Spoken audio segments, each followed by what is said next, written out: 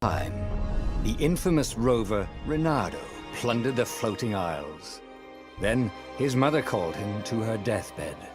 "Swear to me that you won't die on the gallows," she rasped. Reluctantly, he swore. And he whiled away his days at home with music, cards, and wine. But the Emperor had changed. He'd been good once, a shy, almost humble toad. He'd built universities. Then people started whispering about mass graves in the woods, midnight rituals, victims screaming. The Imperial Ravens would round up entire villages, and no one ever returned. The Ravens had come to Ubar scouting for ancient books said to be of great power. But the librarians had hidden the books, so they'd burnt the librarians. The citizens, outraged, had driven them off. The Ravens had come back with dropships. The kid had fled with one of those books. He was brave and dumb and wanted to join the rebellion. And Reynardo had promised his mother he'd protect him.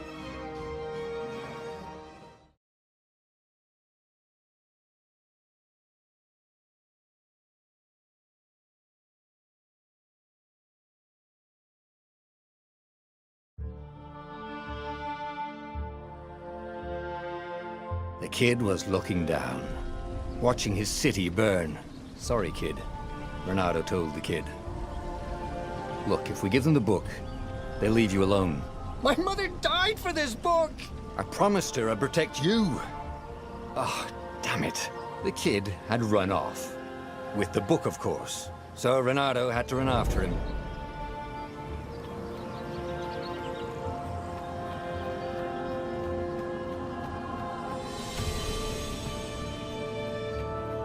The two Ravens were staring at the kid like he was their dinner, which probably was what was in their tiny brains. "Hey," Reynardo said. They cocked their heads at him. "Pick on someone as ugly as you." Wait, that didn't come out right. "For the Emperor!" The Ravens cawed and rushed at him.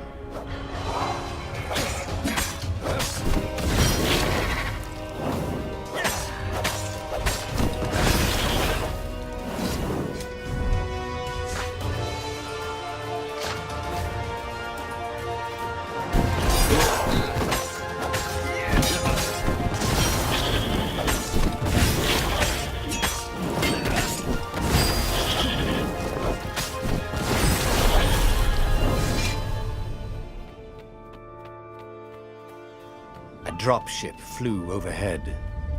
He hoped they hadn't noticed him. The kid.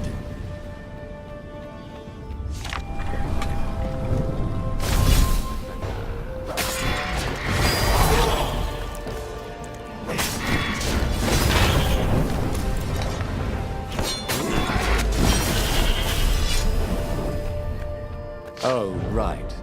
The Gate of Heroes. Someone's idea of a joke, making the skyship docks a gated community. You needed a hero's sword to open it. And the kid was on the other side of the gate. Who let you through? Promise me you'll take the book to the rebels, or I'm gonna steal your ship. I'm not taking that damn book anywhere, and neither are you. Try and stop me, laughed the kid. I bet you don't even have a hero sword. And with that, the kid hopped away. Had to hand it to the kid. He was an idiot, but he had guts. Where was Reynardo going to get a hero sword? Ore and wind essence? That sounds about right. Perfect.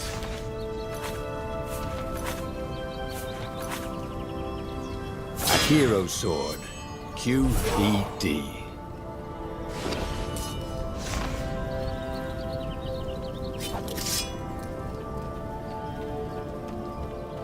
This is what he got for settling down and finding people to care about. The kid's mum had been a swell cook, and she'd laughed at Reynardo's jokes, even when he didn't know he'd made one. And then the Ravens had come to burn her. And she'd made him promise to protect the kid. But she never told him where the book was, just the kid. He came up to a ledge. It was too far to jump. There'd been a bridge here before, hadn't there? And there was Peter, giggling at him. How'd you get across? He asked the kid. Where'd you find a hook? I hopped, said the kid. Wise-ass kid. Hey, look out behind you! Cute, said Reynardo. Ah, ravens.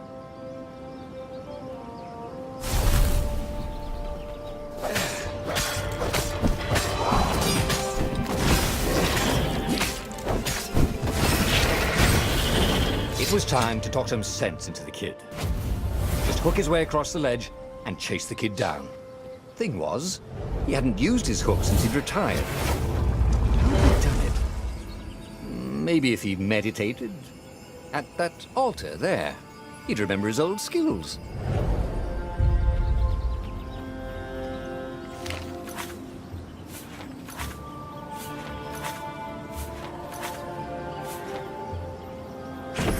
Starting to come back to him.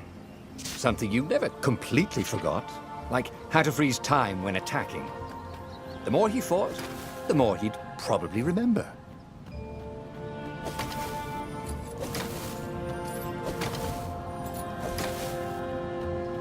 And there was the Farfarer. She was the fastest ship he'd ever known. She could do the Kestrel run in 12 furlongs. Oh, so the salesman had told him. And something told him the kid was about to walk into an ambush. Stop! He shouted. I'm not giving you the book! Shouted the kid, and took off. No! Peter! But the kid ran for it, and a goggler nailed him with its ivy.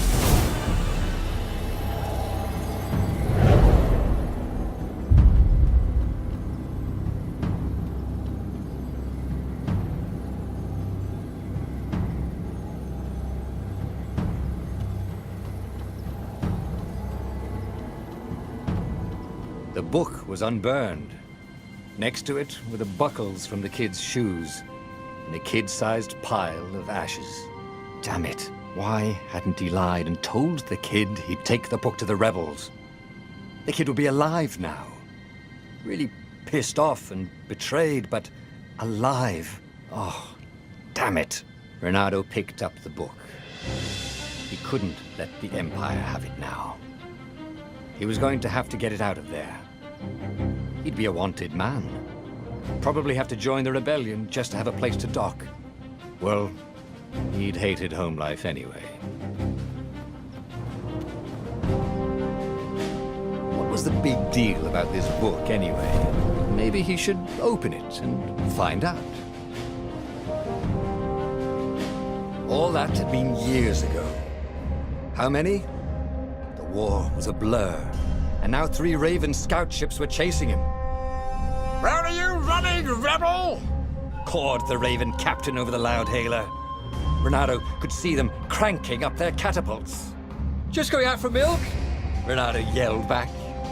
Where can you run? Laughed the Raven horribly. Far behind him, another city was burning. The dark cloud above its island was thousands of Imperial ships. The fleet was doing a thorough job. Take us to the rebel base, and we'll spare your life! It cawed. The entire jury-rigged rebel fleet was only a few islands to the east. Beyond that were only the pillars of heaven, a sea of endless blood-colored tornadoes. The rebellion was out of time, unless Reynardo could bring a game-changer. Maybe he could.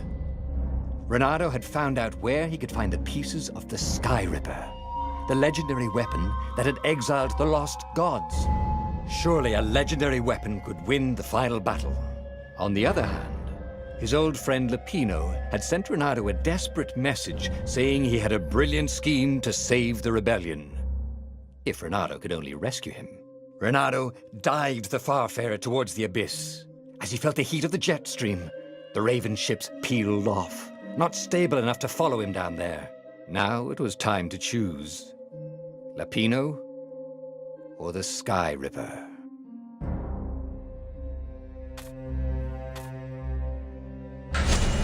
Ah, Lapino. Apparently the Mad Rabbit had sold a Pegasus that he did not exactly own. Lapino always wiggled out of trouble given time. But he was out of time.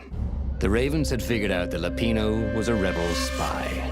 If the fleet reached him first, they'd string him up for that. Never mind the winged horse.